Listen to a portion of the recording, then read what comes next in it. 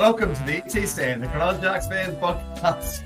You idiots, I'm just laughing at these clowns just trying to make faces at me in the background. On this episode of the ET Stand podcast, we are going to work out, stop it, you idiots. We're going to try and work out what a dynasty is and if the Cronulla Sharks can ever build one of their own. We're just not content with one premier. These idiots in the background, I'm going to stop them from pulling faces at me. Let's just bring them in.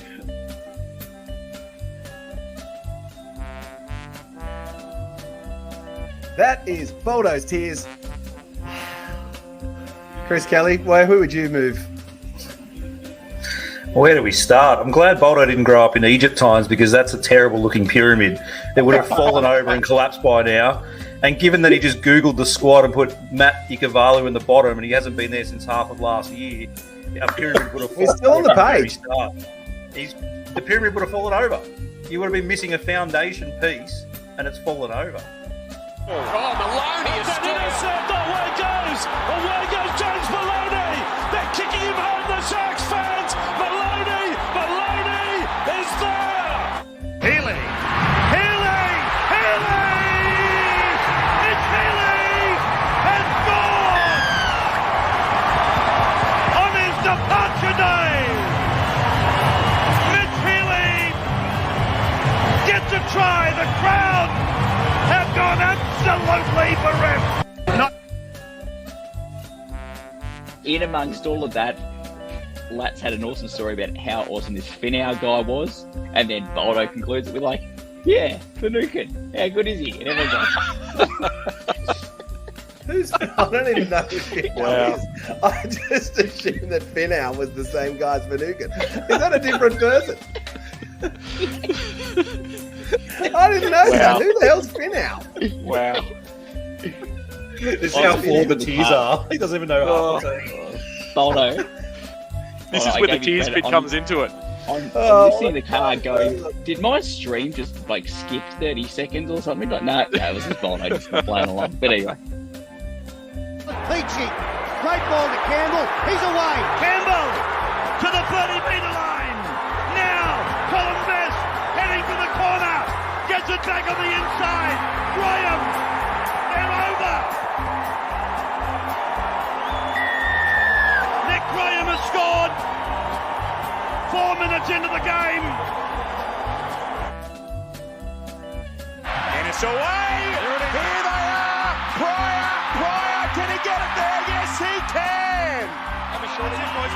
Matt Pryor, an unlikely first try scorer for the Sharks.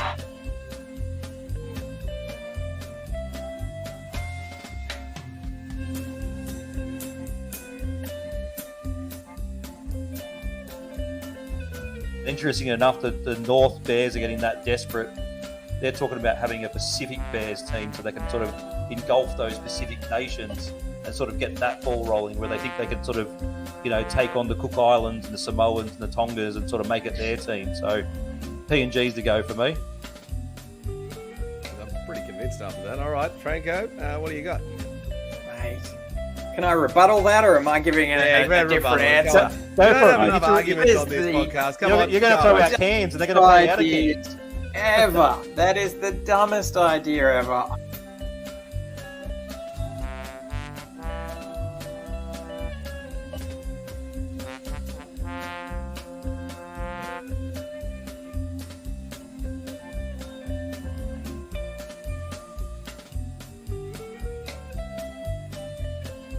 Townsend now calling the shots with Johnson off. They will go. Gallen, field goal.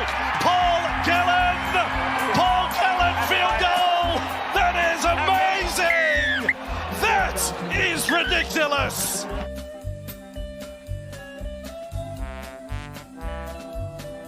Away. It's back to Smith. Smith gets it away to Cronk. Cronk's got Corabetti with it. Have they got a chance here? Corabetti's put down. The siren sounds. Cronulla have won it. Cronulla have won it. 14-12. You can turn the light out now. For over 50 years, people have come to see the Sharks play. Talent, skill, speed, intelligence, elite level athleticism. That's not these guys. Biased, one-eyed, opinionated. More often wrong than right. They make up for their complete lack of talent with pure dribble, gibberish, and enthusiasm.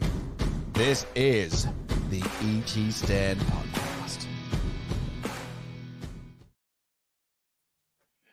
The Sharks have narrowly beaten the bye in the most boring match that hardly anyone has ever watched, which sees the Sharks stay on top of the NRL ladder. Welcome to the ET Stand, the Cronulla Sharks fan podcast, where we let our talking to the football.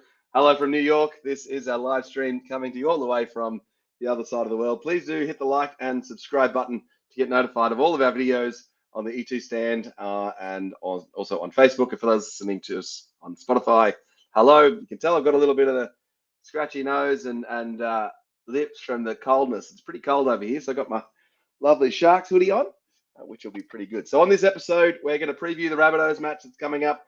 Franco is going to give us some attempt at 5 key takeaways from the CEO update from Dino and whether there's 5. Lats is back. Yoo-hoo! Lats is back with his social roundup and is also going to do around the league as well. Then we're going to also see the second version of Boldo's 2024 tiers. Who are the top Sharks players right now based on position, salary cap, output, expectation, emotion, feelings, and with a WrestleMania theme, because that has just wrapped up. Welcome to the show, fellas. And Lats, welcome back from your lovely romantic cruise. How are you, buddy? Yeah, good, mate. I've actually been better. We've all come back with a lurg, unfortunately. I think 11 of our 12 went down with it. Top time, though, was great.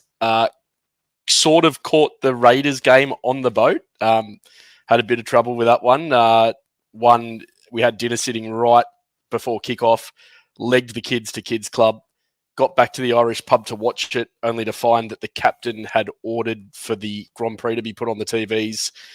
Legged it up to the room where I was down there. One of the patrons at the pub told me that we were down 18-0 anyway.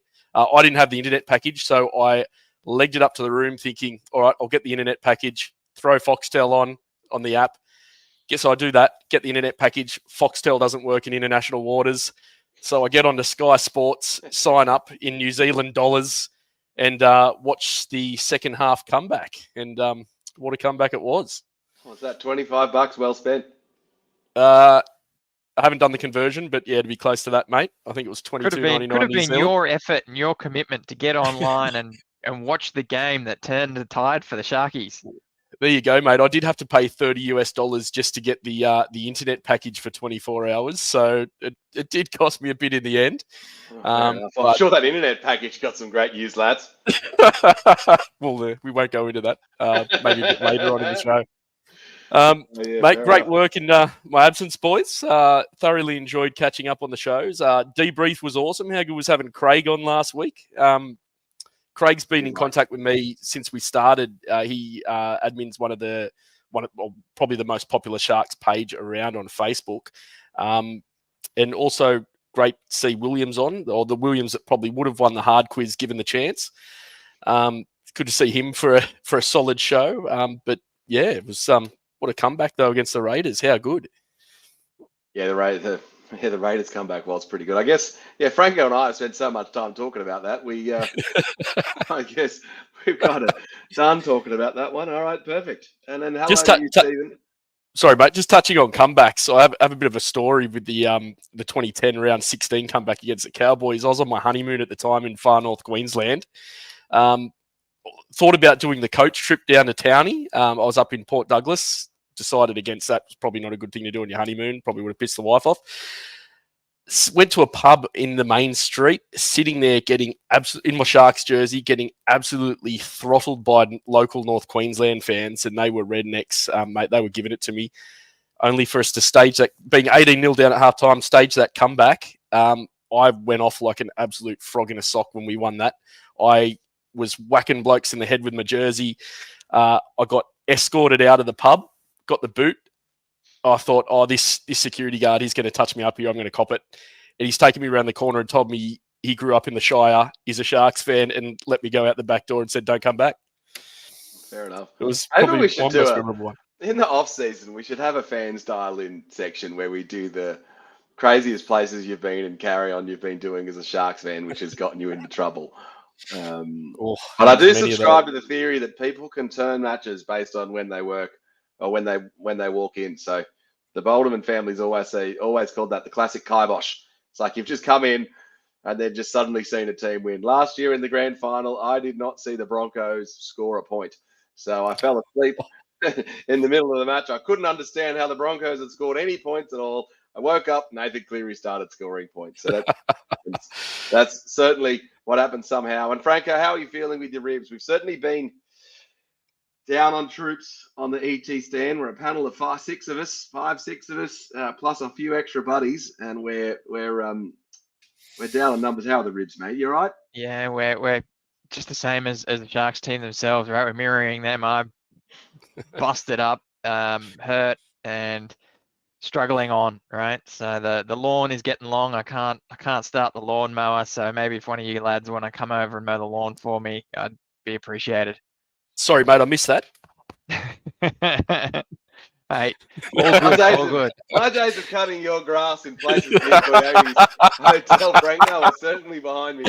I'm going to say that is something well that played. I'm certainly not going to help out with. And so we had Jakey say Latz is back. So g'day to Jakey who's watching on Facebook. Jake, absolute legend. We got to get you on the show actually at some point.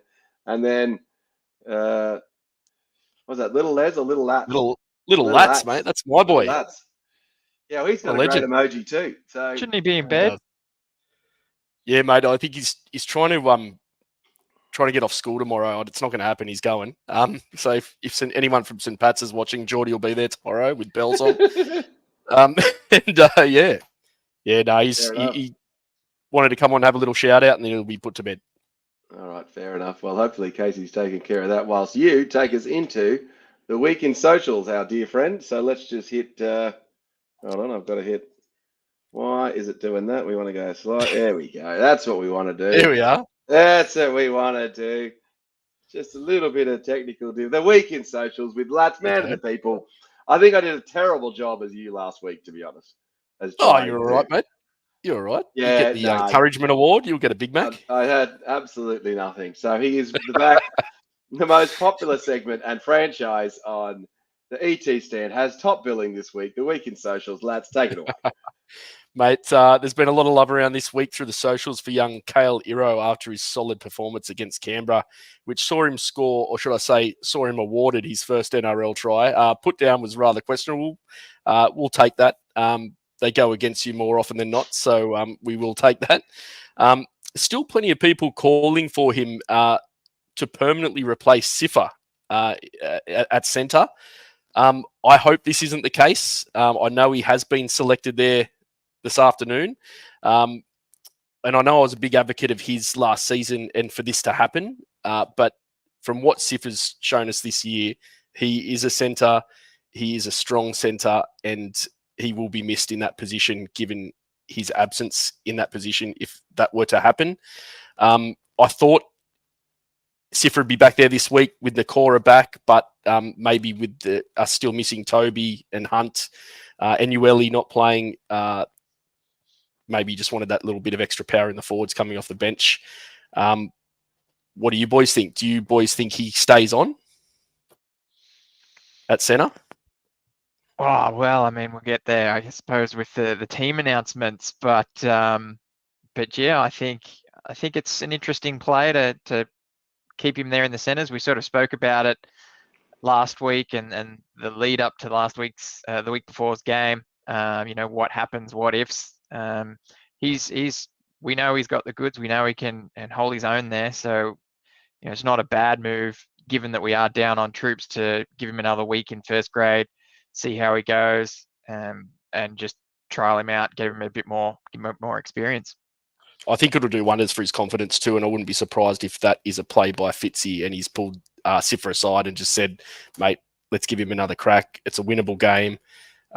We can use you in the forwards, and hopefully that's where it is. But I don't know how he finds his way into the team otherwise if Siffer does go back to centre. So who knows? And I guess only time will tell there. on to the next, lads. I'll save my response on Sifa Talakai and that for later in the show, shall I? Very good, mate. Plenty of praise around this week also in the socials for that comeback win against Canberra. Also equally matched with concern given our slow start to the games this year. We saw what happened against the Tigers, giving up leads against better teams that are defensively on. We will struggle to come back and claw back and get over the top of them. On a positive note, Nico got plenty of mentions for his performance in his 50th NRL appearance. Some fans also confused, though, given it was probably his best performance all season for the Sharks, yet he did not receive any Dally M point votes. If you boys work out that Dally M voting system, please let me know, because I am at a loss at trying to get my head around how that is judged. On to the next. It was great to see Jaden and Blake Brayley on Sunday night with Boldo's favourite Shark, Matty Johns. Couple of the games, good guys, and great to see Jaden back fit and healthy and enjoying his footy. Personally, I believe that Jaden took the Knights deal to give his brother a clear path to the NRL at Cronulla. I completely respect that, and we also have young Taj coming through the ranks, which is exciting because from what I hear, he is a more silkier and natural footballer than his elder brothers. So the future's very bright in that hooking role. On to the next, Dylan Wright. Great little post of Dylan's I came across this week where he, the crowned Australian Idol and Sharks Tragic, shared some pics of him wearing none other than the great Wade Graham's 2016 NRL Premiership ring for good luck in the Idol finale. How good is that? Wade, if you're listening, mate, I'm sure you are, if I could just borrow that whilst the numbers for Powerball are being drawn this week, that would be brilliant. And if that fails, the ring will be available for collection for a small fee from Cash Converters on Friday morning. Down at Caringbah or wherever the Cash Converters. I don't even know if they're still around, but yeah. Well, he's not using it. He didn't borrow Andrew Fafita's Clive Churchill medal, did he? No, that's correct. That's for sure. Mate, finally, I'm pretty sure I know what's coming next. Yeah, there it is. This clown and his jersey have been unleashed into WrestleMania yet again, folks, over the weekend. Not sure if Boldo got on TV this year as I was unable to watch. Here are just a few instances where Boldo and his Sharks jersey did make it onto TV on the grand stage. And Boldo, I'll let you walk us through this one, mate, and when and where these occurred. Yeah, so I came out to WrestleMania. It's a good time, WrestleMania. And it's also a good time to just get out there with your chosen Australian football jersey, actually. So there was no random South guy this year at WrestleMania. There was just the random Sharks guy. So it was good, just being recognised as an Australian and a couple of characters saying g'day to me out there. I think you can see me on a little bit of the coverage, but I wasn't prepared to fork out the thousands of dollars that would have seen me on the coverage. However, I have been known to get my mug on TV before, so this was me at the Royal Rumble in 2018, singing Up Cronulla in the pre-show stuff, and I was front row for that one, so that was pretty funny. And then during the year when I was living over here in the US, I used to love taking a whole bunch of signs. So I remember having one that said Cam Smith loves the WWE, because obviously he was all about the wrestle. Then there was Gallon 316 and all that sort of carry on. And then if you want to chat to me about my antics sitting in the front row, taunting and carrying on with Nick Kyrgios, Nick Kyrgios was absolutely flogging this bloke in the 2016 US Open. And he decided to start taunting me at the back of the court. He's like, yeah, your team sucks. And I'm like, yeah, your team's worse, mate. The Raiders are terrible and rubbish.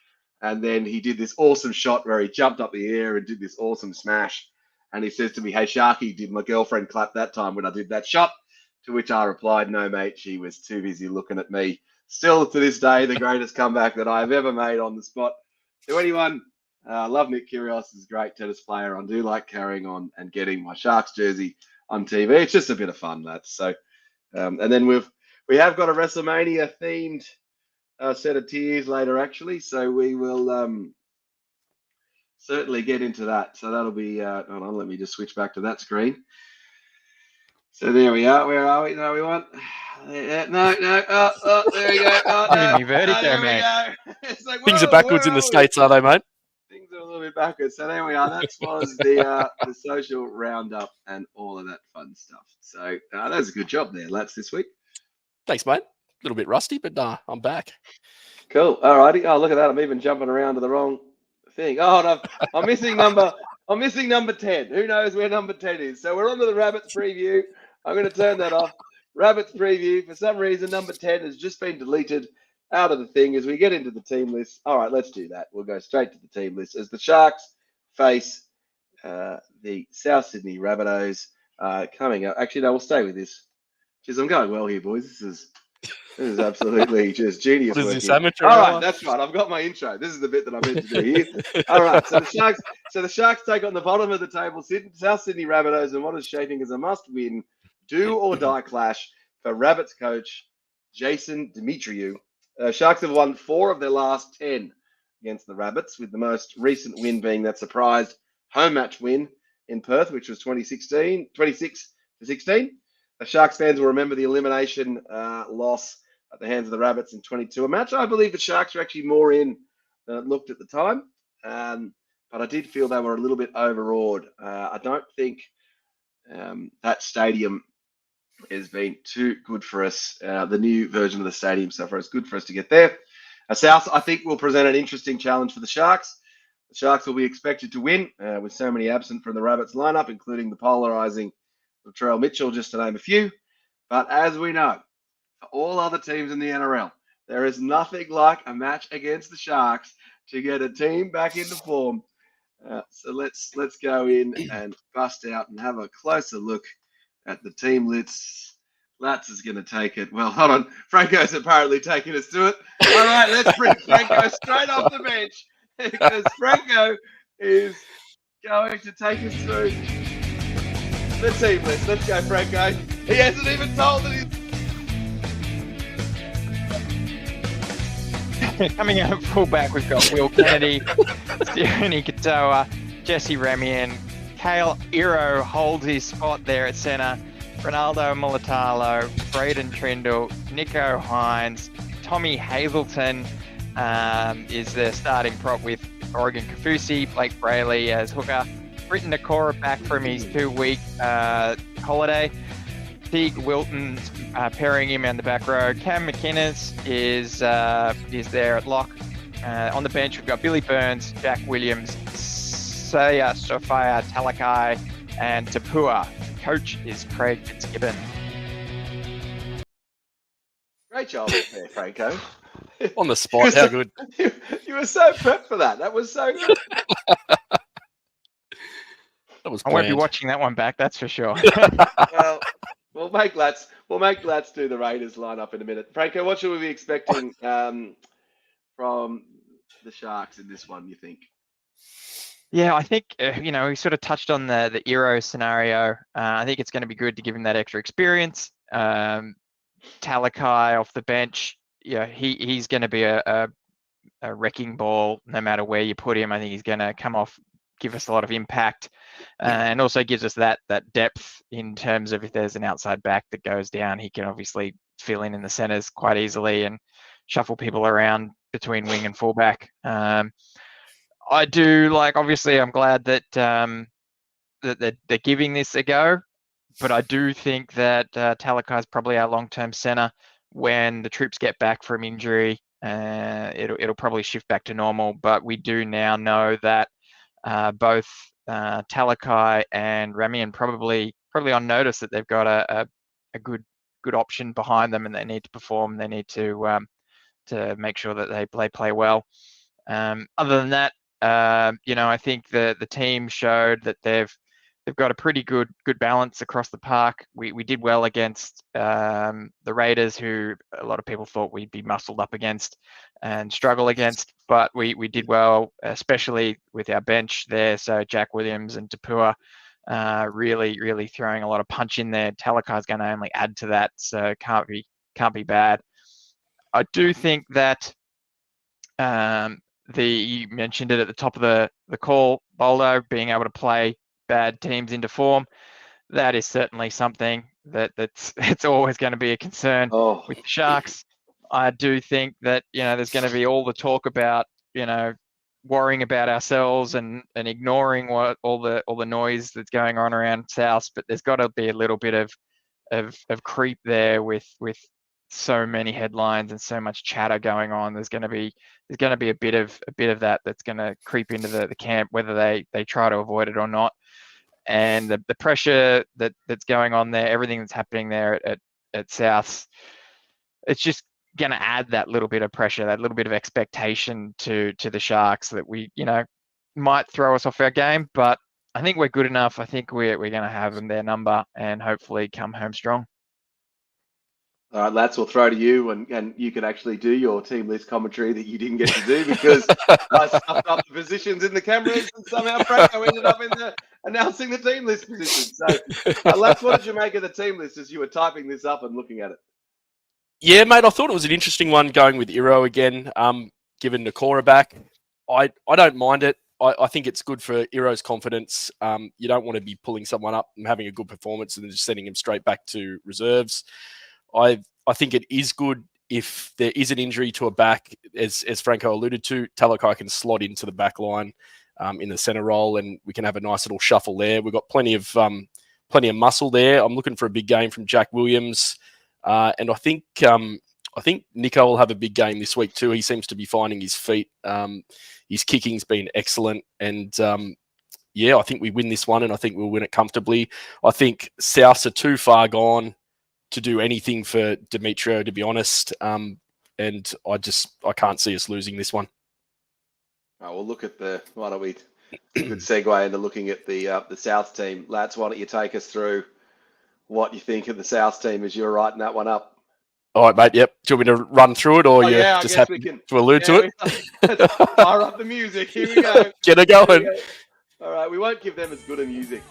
No. All right, here are the Rabbits team with Lat Scott Latino. All righty, at fullback we've got Jai Gray. At centres, Jack Whiten, Isaiah Tass. On the edges, Tyrone Munro, Tane Milne. At 6, Cody Walker. At half, Dean Hawkins. Up front, we've got Tavita Totola. At 8, at hooker, we have Peter Mamazelos. 10, Tom Burgess. 11, Kayon Calamari-Tung.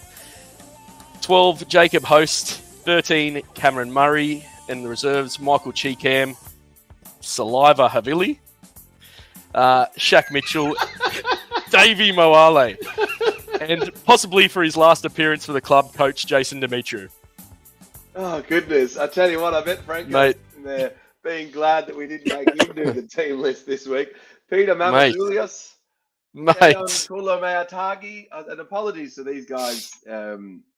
Look, we obviously always can practice and make sure that we get the Sharks players correct. But yeah, mate, there's always a bit hard to do that. G'day to Scooter69, evening boys, and yes, up Cronulla. Anyone want to get their tips in whilst we're going through the team tips? And Nathan, I'm not letting you tip the Undertaker because the Undertaker basically never loses, mate. So we're not going to let you do that. What do I make of the South team? Geez, it's a no frills looking South team. This one, if ever I've seen one, mate. I thought Damien Cook being left out of the side is disgusting, to be honest. And I think Demetrio should be sacked just on that alone. He does an Origin player last year, a rep player. He's a solid player. He's a leader. He topped the tackle count last week for Souths in their loss, and he doesn't even find himself on the bench this week. I think that's just someone who is over their head clutching at straws. And I think even if Souths do surprise us with an upset, I don't think Demetriou lasts much longer. Yeah, it's a bit of an interesting one, Damien Cook, because he has already been dropped to the bench this season. So not performing to his usual high standards. So they're, probably in that scenario of if they had to drop someone to make a statement, he's probably the one that cops it.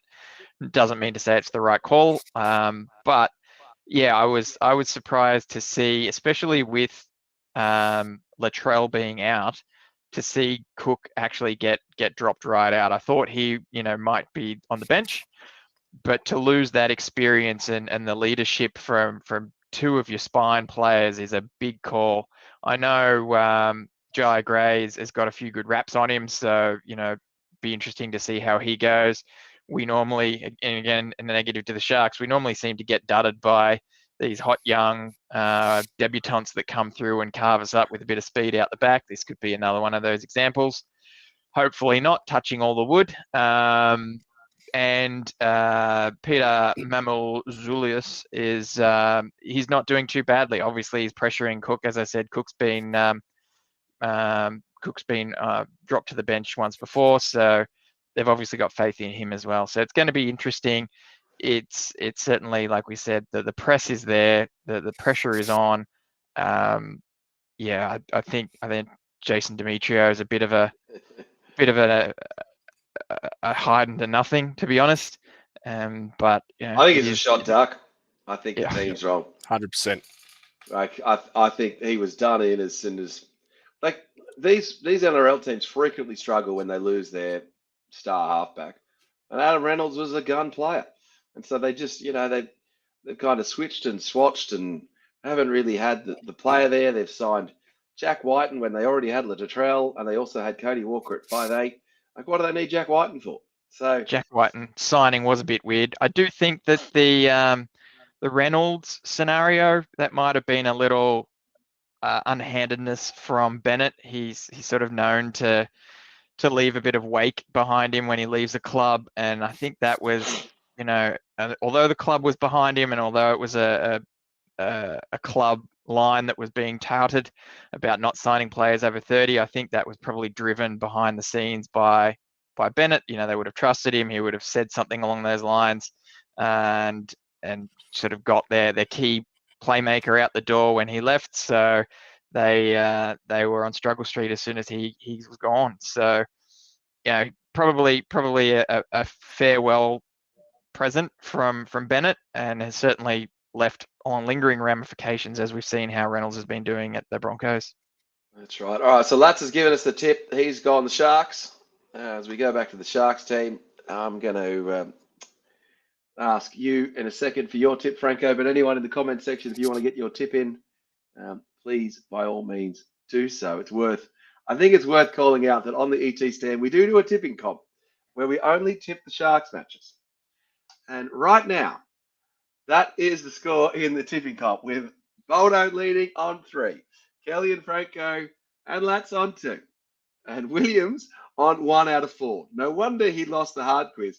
Like, what's funny is that Williams in the early season predicted that the Sharks would have a great season and would storm out to a storming start, yet somehow he hasn't managed to pick when the Sharks would win.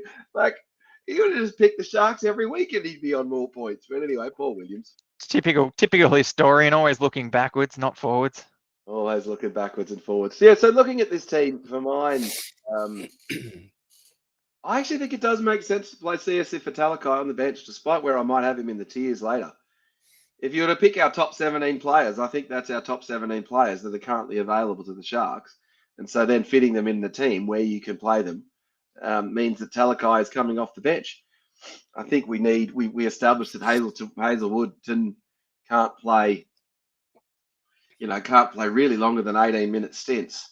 And so we need, Tapua's still getting it going. So we're going to need Talakai and that kind of go forward. And, Ero playing at centre instead of Talakai, we're not really actually losing that much by having Ero there instead of Talakai. But boy, oh boy, do we get a little bit more with Talakai and Williams and Tapua coming off the bench in terms of a forward kind of spell? I am certainly looking forward to that. So I think that team certainly does make sense. Fitzgibbon, applaud you for making what will be a little bit of a risk. Wouldn't also surprise me if Talakai ended up starting in the centres and Kale Ero just gets to wear the number 4 to make him feel like he's a bit more of a centre. Well, and then Cameron maybe Newelly has been threatening, hasn't he? So it could be a sneaky inclusion as well.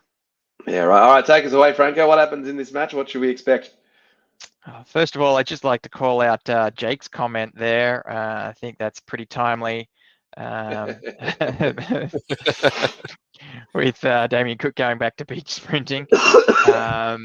I do think the Sharks will take this one. I think there will be a scare at some point through the match that has us on the edge of our seat, but I think we've got this one. Fair enough. All right, so Franco is also picking a Sharks victory. Geez, I'm tempted to pick a non-Sharks victory. It just screams Sharks failure. However, when you're leading a tipping comp, the other players have to beat you. So I'm going to tip the Sharks. They seem to be the favourite. I can't go against them. Besides, listening to the Lats talk and you guys talk, I've decided that Iro's going to have a massive game. Talakai's pumped up. Nico's back in form. Like, why wouldn't we? Basically, you just do this podcast with you fools, and I'm convinced that the Sharks are world beaters again. So, that's right. So, Jake's going Sharks 13 plus, Nico to score 2 tries. I don't think that's such a bad idea either, Jakey. Jakey knows a lot more than I do. That is a better footballer than me. So, all right, well, you heard it here first. It's a clean sweep tip. Tip of the Sharks beating the Rabbits. We'll find out Kelly and Williams' tips later, which as always could spell disaster for the Sharks whenever we all a tip of the Sharks, which can just be absolute disastrous for us. So, all right. That being said, we're going to get into the next segment now, and we'll just move. There you go. We'll put you in the top box seat. Box seat, Lats, to introduce the next segment, Boldo's Tears. All right, here we go. Well, Sharks fans, you asked, and we here at the ET Stand podcast have listened, and we've delivered. Ladies and gentlemen, welcome to the most anticipated event in rugby league podcasting history. Prepare yourselves for the bone-crushing, heart-pounding excitement that only Boldo's Tears can deliver. Tonight, we bring you a spectacle like no other as we delve into the depths of the Cronulla Sharks' current playing group. But hold on to your seats, because this isn't any ordinary installment. We're taking it to the next level, WrestleMania style, baby. So grab your championship belts, summon your inner wrestling and footy fan, and join us for an unforgettable journey as we smell what Boldo's cooking in this week's edition of Boldo's Tears. Oh, thank you, Lats, for that wonderful, wonderful introduction. And yes, I am over at WrestleMania in New York and Philadelphia, so it has got a wrestling theme, the Boldo's Tears. Look, this is not the salary cap. This is not who is atop the daily M points. This is who are the top Sharks players right now based on what we think the kind of their output into the team, their energy based on a whole bunch of different factors and how much of a legend we think they are. So this is Boldo's Tears, WrestleMania themed.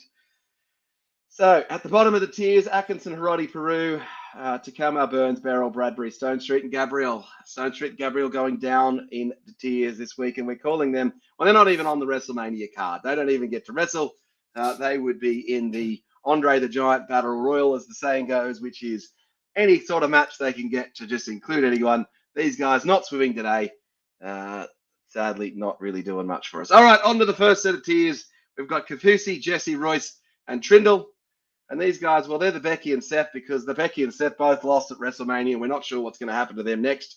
So these guys, with Jesse being injured, Royce being a bit out of form, Trindle, I'm just worried, is he going to kick on? Kafusi, look, he's still in the starting lineup and maybe a bit tough on Kafusi, but maybe they can bounce back. But that's why we're putting them, the Becky and Seth, because former champs, they are going to come back. Hopefully, we'll see what happens. On the next, Dykes, Iro, and Tapua. I'm calling their round the LA Knight. That's because these three, well, they've done something pretty good. You know, Dykes has come back in his first match post-injury. Iro's managed to retain his spot. Tapua, well, he was on fire. So these guys are the young and upcoming upstarts. You've done something once, great. Now let's see what you can do again as we head into the next round of Boldo's Tears. Tommy and Dale Finucane. Well, we're calling these guys Roman Reigns. Why are we calling them Roman Reigns? Because they lost.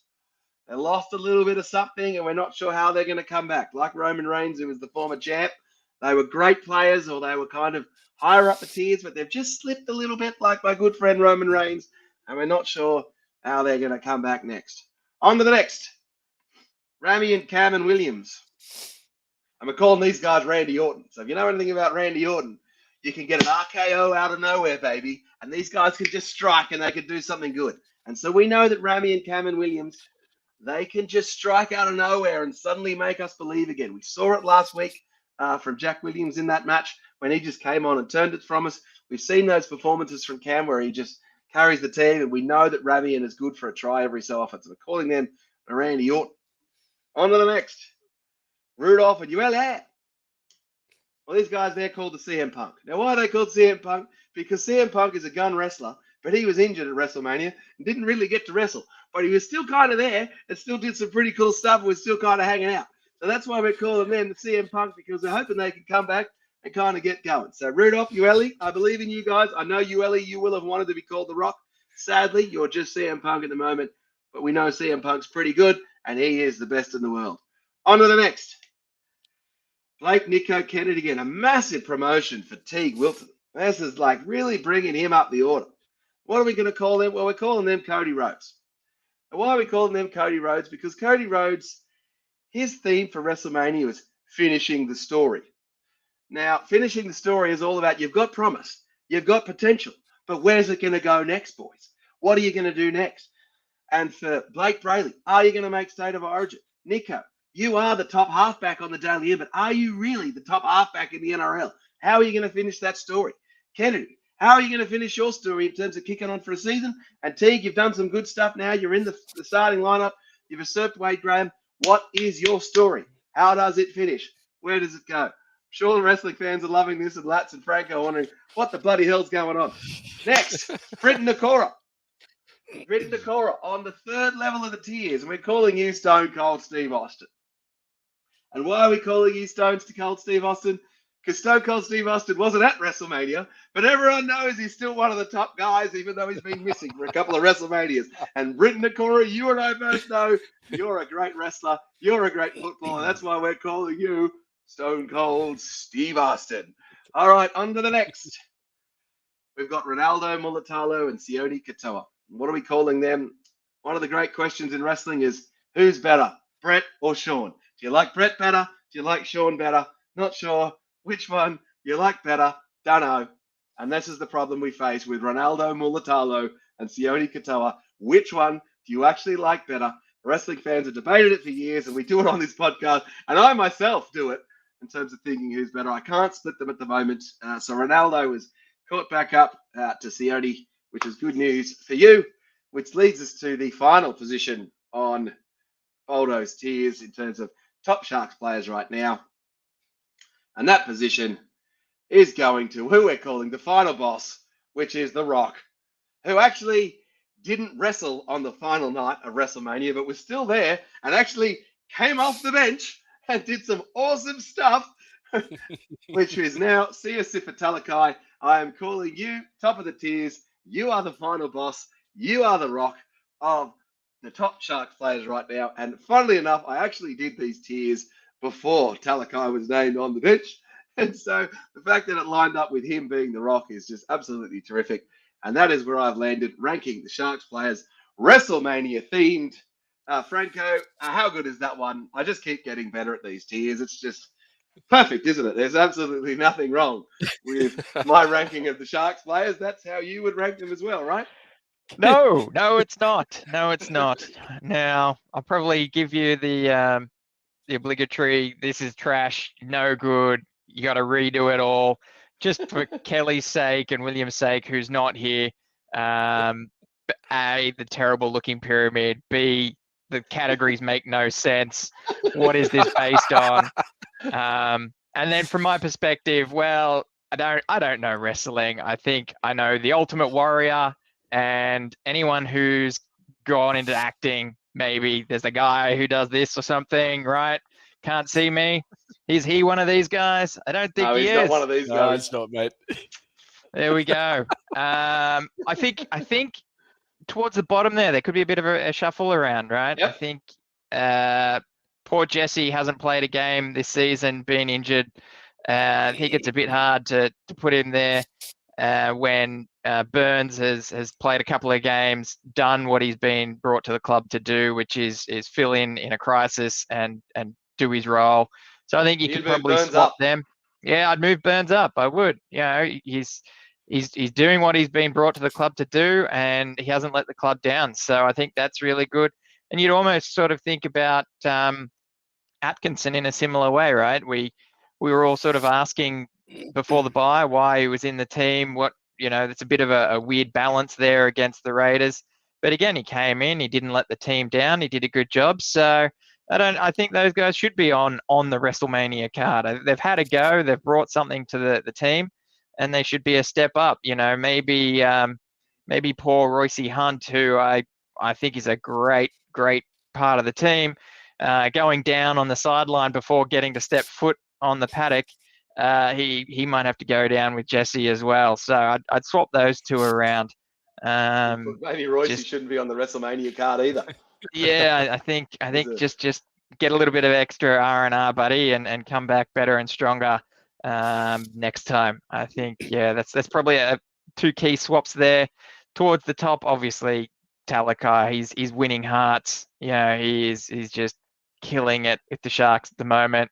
Brett or Sean, I couldn't tell you who was better, but yeah, I couldn't tell you who's better out of Mulatalo or Katoa either. Those guys, they are really good. They're entertainers for the Sharks. You look at 80% of the highlights that get out of the Sharks, it's one of their mugs on the TV. So I think they're doing good. And you beauty, Nikora's back. Let's see how he goes. So yeah, I think you've done well. You know, you stumbled your first set of tiers, but this is looking all right. This is not too bad, mate. Nice one, Lats. Your reaction? Mate, I'm actually pretty impressed with this, but I'm just having visions of Williams looking at this from his computer screen at home, still trying to work out what these tiers are all about and how they work and the categories and how they change and whatnot. It's not the salary cap. It's not the salary cap. It was the salary cap, and it's not the daily endpoint. It's based on contribution, based on position, and what we think you're being paid, what we expect from you, and what we think you're going to give us. Well, mate, it's funny that I don't know if you just saw SJD just put in a comment, and that was going to be my player who I think's too low, and that's Trindle. I think he's been solid. I think he's been. I think he's done his job. I think we've got no other option there. I think we've just got to get behind him. Nico, he can take over that more structured role. Nico can play that flashy game. I think he's too low. I'm glad to see that you've elevated Teague to a worthy position finally. I was quite pissed last time. I thought he was way too low. I think Royce needs to drop one. I think I'm with Franco on that one. I thought Kafusi's been pretty strong. He's come and done his job. But yeah, it is hard to argue with Talakai being the final boss of the Rock. And you can't split Ronnie or Katoa. Nikara's right up there. I think you've got it all pretty much bang on, mate, apart from those couple of little rebuttals I had. Yeah, got to back SJD and Lats there. Trindle should definitely be up the tiers there. I don't know how many are allowed on each tier, but yeah, he should be shifted up quite a bit, I think. Well, it's not a pyramid, it's a tier. So I decided that Nikora... I think we've worked that out. I just decided that Nikora could get his own... Oh, look, here's Chris Kelly coming in. How good is Mania? Yeah, thanks, Chris. Well, see, Chris agrees with the tiers. If he didn't agree with the tiers, he would say it's no good. All right, well, that was Boldo's tiers for this week. So we will move on. That was a lot of fun. We always have a lot of fun doing that, don't we? It's just a terrific segment that we get to do in this show. All right, now we are going to go. Hold on, where are you? You are that one, aren't you, Franco? All right, on to the next segment. You're on fire today with the transitions. During the week, we had the update from Dino Mezzatesta on his CEO update. I threw into the headings that Franco was going to give us 5 key takeaways. I should have made it 10 and just made him talk for ages. So, Franco, what are your 5 key takeaways from the update from our lovely CEO, Dino Mezzatesta? Can I say that one of my takeaways is that it came a couple of days after the chairman's update and basically rehashed a lot of the news that was there. Probably not fair because, he's there to bring light to things that fans may have missed. So all well and good, Dino. It did remind us about the long-term tenancy of Riley's gym at Cronulla Street, which is definitely a vote of confidence that we'll not have to haggle over or seek new tenants every couple of years. So something barring disaster is something that we can bank on thanks to that long-term lease that they've agreed to. They basically confirmed that the development won't have the club opening until late 24 or early 25. Let's cross our fingers that it gets up and running before 25 season round 1 kicks off. But, with this sort of thing, if they're now talking about early 2025, there's a chance it's going to slip again, and we might be talking sort of mid 2025. But let's see what happens there. Hopefully the planets align. Great little takeaway that we have broken club records in the number of members, so 16,000 plus members, which is great that we're trending in the right direction there. Keep on heading up. So good work there to the fans that are signing up to members. If you're not a member, go out, sign up. There's plenty of different options there just to show your support and back the club. The Up Cronulla mural is, well, it's up, so go and see it, drive past and take a photo with it if you want. It's a cracker of a mural. I'm really glad to see that it's back. I was really upset when I heard that it was going to get torn down, and as much as I appreciate the developers of that location talking about putting a JPEG scan of it on a wall somewhere in there, I'm really glad that it's repainted at Shark Park, so PointsBet Stadium. So that's really good there. Stealing from Kelly, our merch guy, there are Sharkies Oodies available, and I don't know if you know about Oodies, but they're big, they're puffy, they're warm. If you're into it, you know about it. If you're not, you're probably a little bit cautious. But there are Sharks Oodies out there, and I think that's a good thing. But wait, there's also a reversible outdoor Oodie available for some clubs. Now, I don't think I'd be up for the regular Oodie, but I reckon I'd get into one of those reversible outdoor Oodies. But we don't get one at the Sharks. Only some of these clubs have the reversible Oodie. So I don't know why we don't have one, but I want one. So whatever you got to do, Sharks, get out there, talk to the Oodie guys and say we want one of the reversibles, because I think that's an opportunity lost with how cold we get down at Shark Park. Bring one of those on. Thanks very much. That's it from me. Is that 5? Did I get 5? I don't know whether you got 5 either, but the Oodie, how good would an Oodie be? Just seeing the Kelly family charging around, just all wearing matching Oodies. I could see it. So good.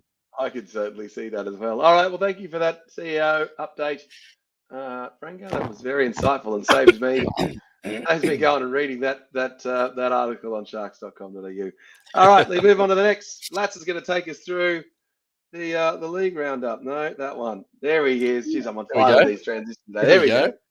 I thought Franco was doing the league roundup just after looking at the box seat just then.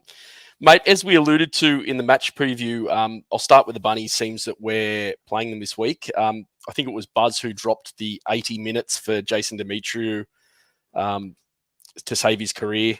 As we alluded to, I don't think he can save his career. I think it's gone.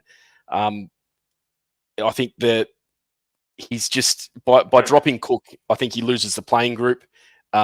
He's a respected player, Cook.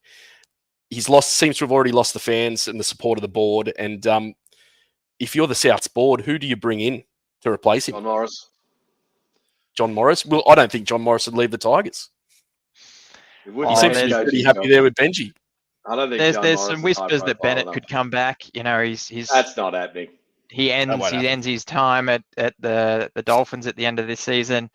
There's not many options out there. He has come out and said he wants to keep coaching. So if that's what they've got, then that's where he's going to go, I suppose. The other options, Ben Hornby. There you go, Jake. He's the assistant there at Souths. He's been an assistant there at Souths for a while now, so probably knows the club well, knows the players, and could step up and do a job. Probably be one of those scenarios if he does get the nod as an interim, see how you go type thing. But again, he's also got a relationship with Bennett, so he probably wouldn't be upset at the idea of Bennett coming back and giving him a few more years of training. The other one would be, I guess, Burgess. We know how tight he is, even with the latest headlines last year about having a falling out with the club and with Crow. We all know that they're pretty tight and that he's earmarked to come back and be a coach. I don't know if it would happen yet. He's only just started coaching over there at Super League. maybe wait to see if he's got a few runs on the board, especially if someone like Bennett's willing to come down. Those sort of contracts seem to align quite nicely if Bennett was to come back and sign a new, say, 2-year deal. That gives Burgess 2 years in the Super League and then 1 year under Wayne to take over at the end of that. So that would work out pretty well. That's very long-term planning, though. So, very risky to say anything like that in the NRL. What about Jeff Tuvey? Mate, actually, can I just say, I don't know if any of you guys saw Des Hasler's blow up. That was red hot. That was borderline. That was borderline harassment. And I'll tell you what, I don't know how Jamie Lyon would have sat through those ones because he used to find it pretty hard sitting through a Brian Smith speech. So, but I was going to say, my brother-in-law just alluded to Madge Maguire. He was going to be my next one. New Origin coach. I think got them a premiership already. I think Souths look forward, not backwards. But I think if they can get a hold of Burgess, I think Burgess in the long run. I think it has to be Burgess, unless they can go and get some sort of coach from one of the other teams. Well, I mean, people have been talking about Hannay as a potential first-grade coach for a while now. I'm not sure how he would go as a first-grade coach. Everyone seems to think he'd go well. He's certainly done the interim job, both at the Cowboys and at the Sharks. Didn't do, I guess, too much wrong. It's always hard to come into a busted club at that stage and turn it around. But, he's doing well for us as an assistant coach, and that might be an option. Don't know if I'd like to see him go, though. Everything seems to be going quite nicely at the Sharks. Let's not wish him away. I guess so. Yeah. So I'd keep Hannay, and as you said, I still think Bennett's probably the one that would come back. Yeah, right. Well, we'll see what happens when Demetriou gets sacked this week when the Sharks beat South. Mate, not only that, Matt Latrell, his brain fart in that whack against on Sean Johnson in that game against the Wars the other day. I didn't think there was much in the lifting tackle, but that elbow, like you saw the injury that happened to Fafita with his throat and whatnot, and how serious things can be around that area. He just seems to be his own worst enemy, doesn't he? He seems to be one of those players that are just in it for the short-term notoriety, i.e. the big hits, the flashy quick try, all about him, almost constantly trying to put himself on a pedestal and not working in a team, playing to his strengths. And I think he needs someone firm that can control him and mentor him, or I think he's going to be lost to the game, to be honest. And I don't think it's far away if it doesn't get sorted soon. Yeah, I'd hate to project on the scenario, but that elbow looked like there was a lot of intent in that one. Definitely a brain fart. And you know what? He can do amazing things on the field, things that other players can only dream to do. But lately, he's certainly been a bit of a rocks and diamonds player, or an effort player, I suppose, where the effort isn't 100%. So I'm still happy he's not playing against us. I'd rather him out of the team than in the team. But yeah, it certainly raises questions. I don't know. You mentioned earlier, Boldo, about the Jack Whiten signing. That was a bit of an odd one. Certainly doesn't seem to fit the balance of the team. And reports are that he came to South because he's friends with Latrell. So Latrell certainly has seems to have a lot of sway and pull at the club. How's that premiership winning going for you, Jack Whiten? It's up there with Blake Ferguson's, although he did get one. Blake Ferguson's. Exactly. Anyway, going on, South's problems went from bad to worse with Lachlan Ilias injury in New South Wales Cup at the hands of a charge down gone wrong from Warriors Freddie Lussick, who looks to be rubbed out of the game for up to 8 weeks for his hit on Ilias. Which they're just dangerous, those charge downs, aren't they? They are. They get right up there. You saw it happen to him. Steve Price was renowned for it, and yeah. Alrighty, on to the Roosters. The Dom Young send-off, I thought, personally, I didn't think he should have been sent off for it. I think he should have got 10 in the bin, a couple of weeks. Also, there was the Victor Radley sin bin, which I think was pathetic, as did the match review committee the next day as they threw it out. These decisions turn the courses of games. Roosters were on the way back. Yes, they let Dogs get to a to quite a big lead, and they only have themselves to blame. But had these been handled correctly, these change the courses of games. Referees are reacting too quickly. In these incidences, should the referees have a review system where they can go and review footage like in the NFL and just take a little bit of time to get these right? Well, yeah, you're right, they are. Firstly, after that Dom Young incident, I know quite a few ladies who have said that the rugby league uniform should change to have a lower V-neck because they think that would improve the performance of the lads on the field. I don't want to see a review system that would totally slow the game down, and the rugby league has been doing everything they can to push in the opposite direction. I'm not one to agree with some of the commentators where they talk about the video refs slow the game down too much in the awarding of a try. I think if you can get the right call, you're going to show 1,000 replays of a try anyway, so what does it matter? But in terms of general play, that could be a bit of a.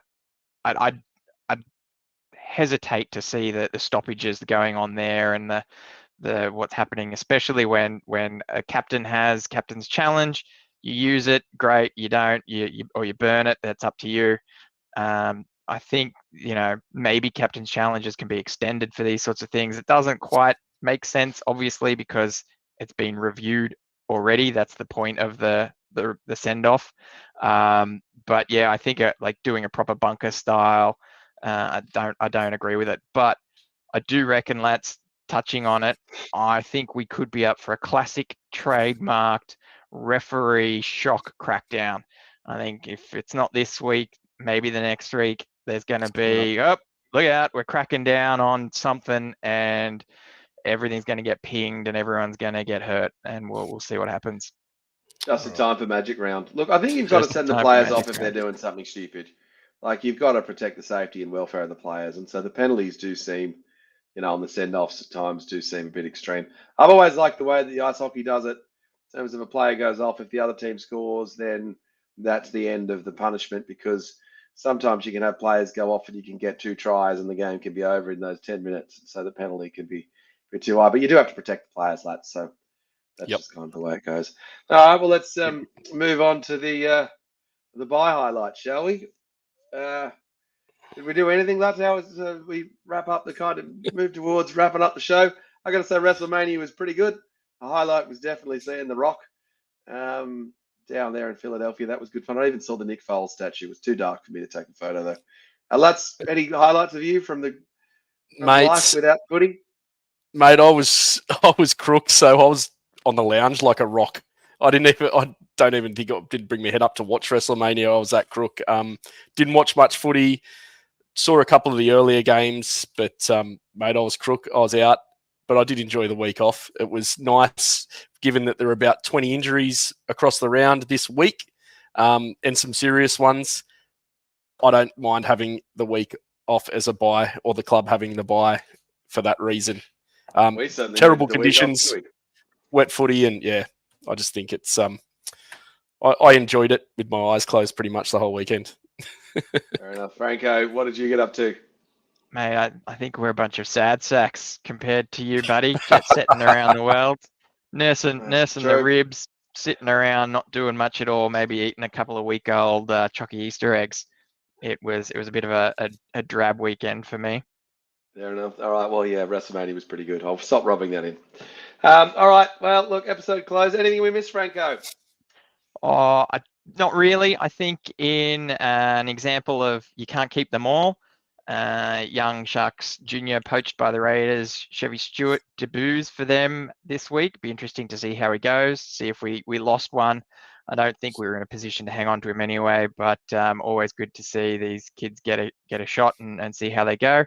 And it's week 1 finals for Matt's Cup and Tasha Gale. So this Sunday, good luck to them. Hopefully they keep going forward. Good stuff. That's anything from you? No, good from me, mate. I've said all I need to say.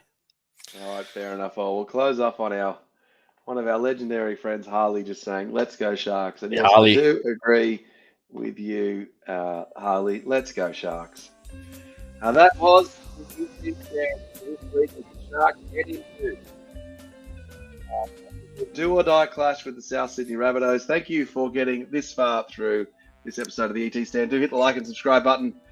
Get involved in the comments. We don't claim to always know the answer to everything, even post-show. We do read every single comment that gets left on our show. So please do get in there and give us a hard time and tell us where we get it wrong, because we frequently do. We'll be fresh with a debrief episode post the South Sydney match. I was looking at the times. For me, I will be up and watching that one. So we will do the debrief straight after the game, I think. I don't know who's going to do that one. Might see the return of Chris Kelly. We'll work that out. Thanks for watching. Do also watch the Classic Cronulla Chronicles. What was the... I listened to that. That was, what, a 2008 match, wasn't it, Franco, this week? 2008 match, yeah. It was a good one. Jason Taylor down onto the pitch to rest the troops. Was the kind of timeout one where Jason Taylor kind of comes in and kind of gets everyone fired up. Hold on there. We're both pressing the comment at the same time. Yes, cheers to you too, Jakey. We'll see you guys next time. All right, legends, that was the ET Stand for this week. We'll see you on the next episode of the debrief. Up, Cronulla. For over 50 years, people have come to see the Sharks play. Talent, skill, speed, intelligence, elite-level athleticism. That's not these guys. Biased, one-eyed, opinionated, more often wrong than right. They make up for their complete lack of talent with pure dribble, gibberish, and enthusiasm. This is the ET Stand Podcast.